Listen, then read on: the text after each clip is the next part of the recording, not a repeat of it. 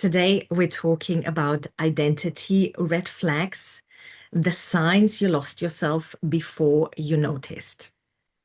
Done some research before I put everything together, and the big question is, what is identity? And I found so many different descriptions and definitions for identity, but the shortest one, and which I think brings it to a nice point, is from Merriam and Webster. Identity is a distinguishing character or personality of an individual. Now, how I look at this is character, I would now just classify as the appearance. And personality is what we talk about today. I will use personality traits, or identity interchangeable throughout this lecture, so that you are aware when we talk about identity, we're talking about your personality traits. When we talk about personality traits or personality, talk about your identity.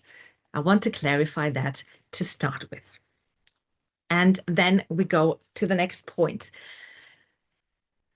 I can't see your hands, so I can't ask you to raise your hands, but I guess, I bet even that you have done at least one personality test in your life that has told you that you are, there are different ones around, an ENGK, or that you're an avoider, or that you have an attachment style, or that you have a particular excusing style, love style. So all these different tests, they are floating all around.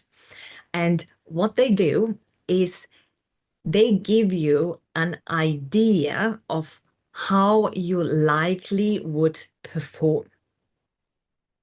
It's not set in stone, it's not 100%, but they give you an idea. And often I see, particularly in one-on-one clients, when I work with my clients direct, but I also see it in my students, that they take on that personality test result and say, this is me. I am like this. This is why I behave like that.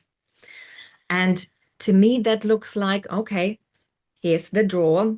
Let's put myself in, close the drawer, put a label on it, and this is it. This is who I am. And I want to introduce you to a different idea.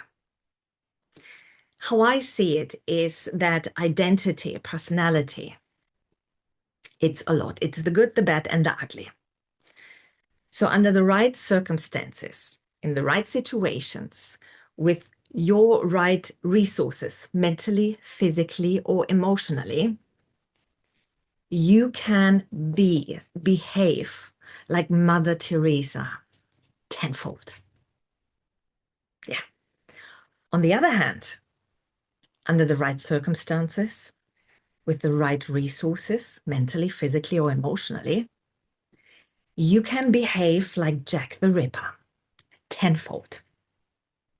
You have the capacity, your identity, your personality has the capacity to go from one side of the spectrum to the other, and everything in between. You have it in you. The question is, what resources do you have available? Like I said, mentally, emotionally, physically. Are you under a lot of stress, a lot of pressure? Are you doubting yourself a lot? And if someone comes in and nags at you, could you shout back? The capacity is there. Could you stay quiet and walk away? The capacity is there. It's all your identity. So I want to encourage you to see your identity as some sort of negotiation, but also some sort of everything is possible.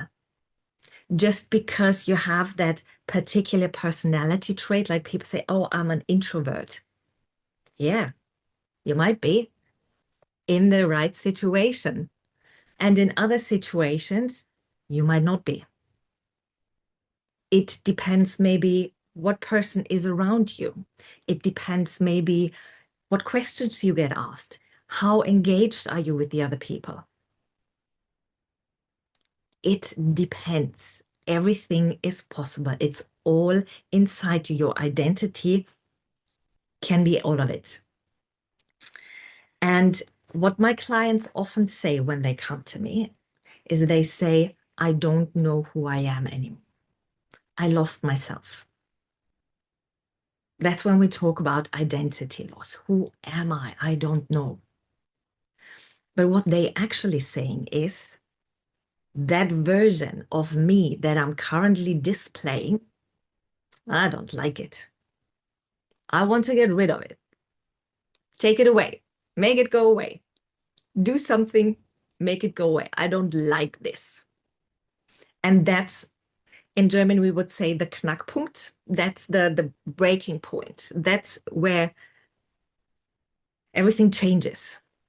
Because when you say, I lost myself, when you don't know who you are anymore, and when you are actually saying, I don't like this version of me, what's happening is an inner fight. This is when we talk about you don't notice it because you have thoughts like, why am I doing this? Well, why am I like this? Why can't I be better? So there is a lot of shaming, a lot of blaming. There might be justification that you say, oh, I've done this because they triggered me. Oh, I've done this because I'm this personality type. Oh, I couldn't do it any other way because they were shouting at me. And of course, then I'm not just listening and sitting there, I'm shouting back. But I don't like that personality of me, that part of me. So what happens is, you see this version of you, you don't like it. And that is the inner war that you're fighting with yourself. That you're saying, I don't want this. I want it to be different. I want to be different. And because you're then explaining, judging, shaming yourself for the version that you are displaying or have displayed, you're fighting yourself. And it feels so hard to change, so hard to be different. When in fact, all you need to do is stop the war with yourself. And you do that by accepting that version. And I know that sounds really weird and it sounds like too simple and contradictive. But what happens is, because you're fighting yourself, because you're fighting that version of you that is in your capacity to be, you're under pressure constantly, physically, emotionally, mentally. You're spiraling the whole time. You're in your head. You're overwhelmed.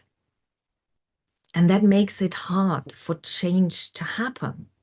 But when you say, okay, I'm accepting, and when I say accepting, I don't say that we say, I like this one, or we put on this fake positivity.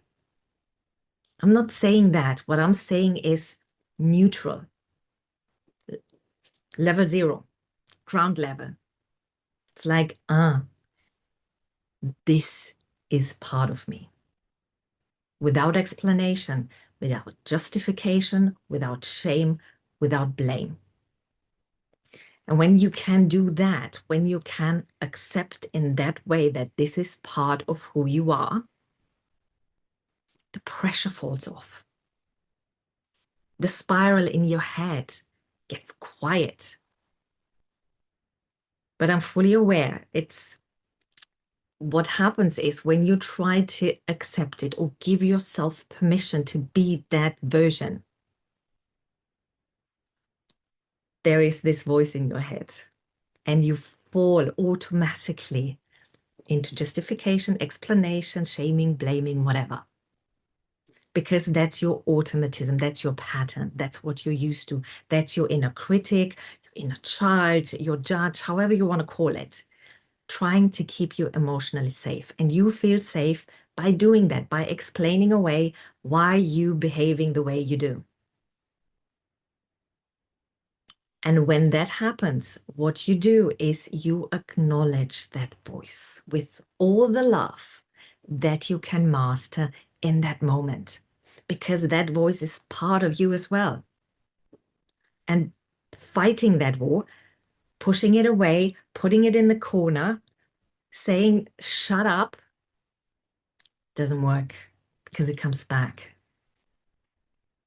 And what do we do then? Instead, we give it acknowledgement. Say, I hear you. Yeah. Now I want to justify myself. Now I want to justify, explain my behavior. I want to even judge other people and blame them for me behaving this way. And that's okay. When that happens, you say, okay, I hear you. Thank you. I've got this. And then the voice comes again and wants to justify, explain, shame, blame, even more. And you do it again. I hear you. Thank you. I've got this. And you repeat that. And you repeat it and you repeat it and you repeat it many, many times, because it's an automatism and we're breaking the pattern. And we only break the pattern by repeating something different. And when you do that, when you can sit in that uncomfortable, probably emotion, the body feels weird being with that, not justifying.